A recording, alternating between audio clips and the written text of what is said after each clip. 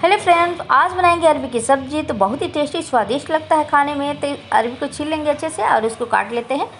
और यहाँ पे 2-3 बार अच्छे से धो लेंगे पानी से। और यहाँ पे धो के निकाल लिया प्लेट में। प्याज टमाटर को काट लेंगे, कढ़ाई रख दिया, इसमें तेल डाल देंगे, फ्राई कर लेंगे अरबी को अच्छे से फ्राई करेंगे, नहीं तो गले में खुजली होने लगता है खाने के बाद। तो यहाँ पर प्याज और टमाटर, हरी मिर्च, अदरक को काट लिया है और फ्राई हो चुका है ये अरबी।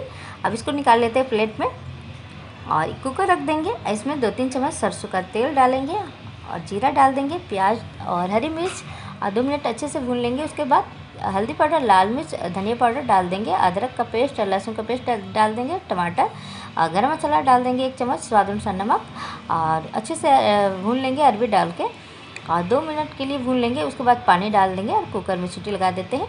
तो यहाँ पे सीटी लगाने के लिए ढक्कन को लगा दिया है। तो सब्ज़ी बन चुका है और लच्छा पराठा बनाया है इसके साथ। तो बहुत ही टेस्टी और स्वादिष्ट लगता है खाने में।